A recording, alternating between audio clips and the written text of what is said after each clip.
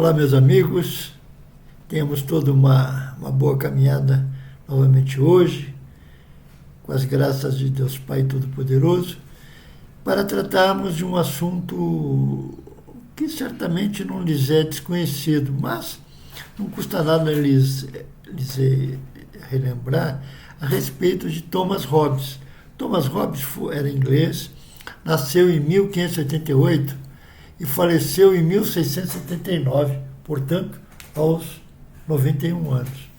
Naquela época, o mundo vivia um tempo de grandes invenções, grandes descobertas, tendo sido contemporâneo de Newton, imagine, de Newton, de Bacon, de Galileu, de Kepler, e viveram, por assim se dizer, que foi a ascensão, naquela época, da burguesia, da ciência da burguesia, onde os ricos comerciantes que já existiam na Europa, ali pela Holanda, no norte da França, mesmo na Inglaterra, eles se aliaram aos proprietários de manufaturas, que eram pequenas indústrias já pré-existentes ao que viria a ser depois um verdadeiro boom industrial na Europa. E o que foi que eles fizeram? Se associaram para expandir as rotas marítimas, que propiciaram um avanço extraordinário da navegação, do armamento, da hidráulica, e ensejaram ainda muitos outros inventos. Hobbes escreveu diversas obras, entre elas o Leviatã,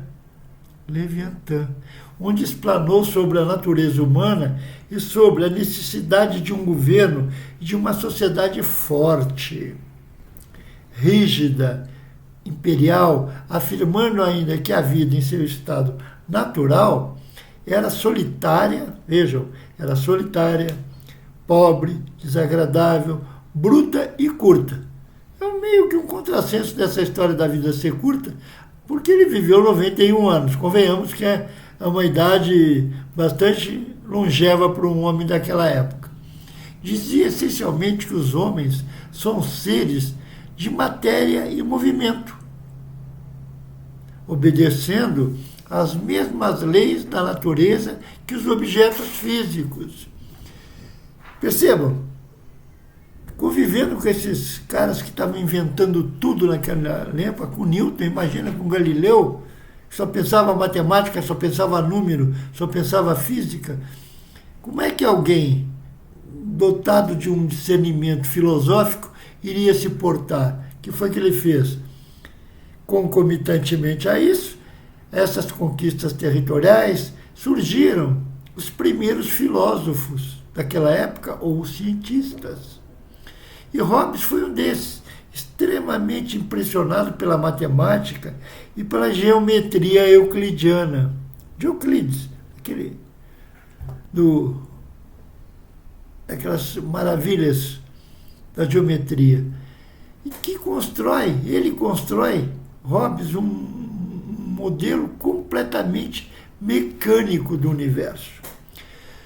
Suponho eu, minha cachola, que talvez inspirado no que Heráclito tivesse proposto há muito tempo atrás, lembram-se, por favor, lembrem-se, por favor, do que eu falei de Heráclito, tudo é um movimento, ninguém entra na mesma água do mesmo rio duas vezes, o fogo, que era o seu elemento constitutivo do universo, enfim, eu suponho isso, que ele tenha lido alguma coisa de Heráclito, se inspirado também naquilo que Galileu falava, e cria que o mundo físico podia ser explicado pela ciência do movimento.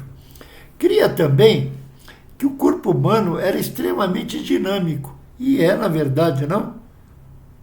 O corpo humano, no meu entendimento, eu creio que no entendimento de todos vocês, é extremamente dinâmico.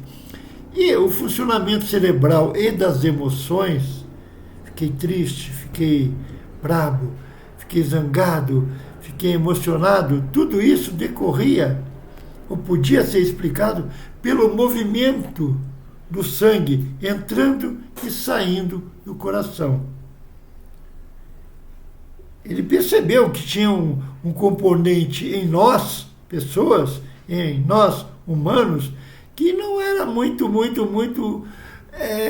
compreendido pelo movimento racional, as emoções. Bom, adiante nisso aí, nessa percepção dele que o coração, de alguma forma, intervinha nisso.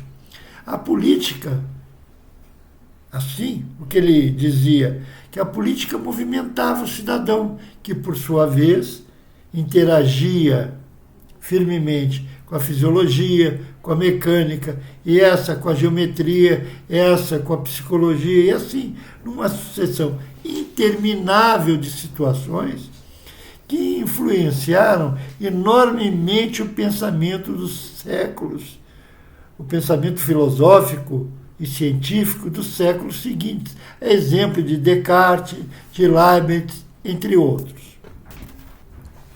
Vocês veem que volta e meia eu faço digressões, avanço, volto um pouquinho, para contextualizar o pensamento do pensador, enfim, que está sendo estudado. Fica claro aqui a rejeição quase que completa por parte de Hobbes das questões metafísicas, daquilo que não podia ser exatamente explicado pelo seu racionalismo, ele abandona, deixa de lado. Bem como, percebam, aqui vai um aspecto importante de natureza política, o direito divino dos reis e do papado. Por que do papado? Porque o Papa, naquela época, metia o bedelho em tudo praticamente. Fulana vai casar com fulano, Cicrano vai casar com fulano. Ele, não pode assim. Não seria melhor um casamento assim? Por quê? Tudo conveniência de natureza política. E eu lembro que naquela época os papas tinham inúmeras moças com quem eles viviam maritalmente. Ou seja, talvez o que fosse bom para o Papa hoje não fosse bom para o Papa de então, e a coisa vá. Entendia que o homem, vejam, o homem deve ter por sobre si um poder maior que ele, controlando o seu estado mais selvagem. O caos, se isso não fosse controlado, seria a única coisa que iria sobrar, sendo, portanto, necessário a presença de um Leviatã. E o que seria esse Leviatã? Seria um monstro com diversos tentáculos, com diversos braços, e esses braços representam o controle que o Estado deve ter por sobre o homem para que seja estabelecido um estado de paz, um estado de harmonia. Percebam alguma similitude com alguns estados totalitários de hoje? É o germenzinho do totalitarismo estatal de hoje, que volta e meia vigila fora e volta e meia dá os ares para nossas plagas, e assim vai a coisa. Conclui-se, pois, que o estado natural do homem, segundo Hobbes, é completamente inoperante para a construção de uma sociedade em equilíbrio. Só podemos conhecer algo do mundo exterior a partir das impressões sensoriais que temos dele. E aí ele dizia, só existe, segundo Hobbes, o que os meus sentidos apreendem, o que os meus sentidos percebem. Assim, sua filosofia política, quando se estendia, pode ser explicada quando ele diz que o homem é o lobo do homem. Vou repetir, o homem é o lobo do homem. O que ele queria dizer? Deve haver sempre um Estado para controlar esses arroubos, essa violência própria do homem, que tenta sempre conquistar o outro para os mais diversos fins. Essa filosofia política dele pode ser basicamente entendida claramente quando ele assevera, pois, vou repetir, quando ele bate insistentemente que o Estado, a necessidade de um Estado forte e a supressão do direito divino dos reis e, novamente, do Papa. Por quê? Que eram vozes fortes na condução política de então. Um convite à nossa reflexão agora, por favor. O mundo atual não é exatamente o que o Hobbes dizia, o que o Hobbes afirmava? Não somos nós, não somos lobos de nós mesmos?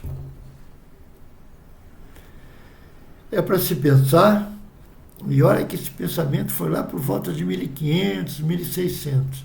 Vejam a percepção grande desse pensador, ainda que mecanicista, mas já tinha algo de extremamente avançado no seu modo de pensar. Evidentemente que o estudo de Hobbes não se esgota nesses breves 8, 10 minutos que eu estou lhe falando. Não, pelo contrário, isso aí é uma mera pincelada. Por favor, aprofundem o pensamento desse pensador, aprofundem o estudo sobre o contexto no qual ele viveu, para que a gente possa entender melhor o mundo de hoje. Tudo que nós passamos hoje tem uma peninha lá no passado, e o que nós vivemos hoje certamente refletirá no futuro. Pois eu já lhes disse certa vez aqui uma coisa: o hoje é o futuro, o hoje é o futuro do nosso passado. O hoje é o passado do nosso futuro. Reflitamos a respeito, por favor. Se tiverem gostado, por obséquio, deem um like aí para que a gente possa continuar satisfeito e toda semana vindo até vocês. Meu muito obrigado e até semana que vem. Um abraço a todos. Obrigado.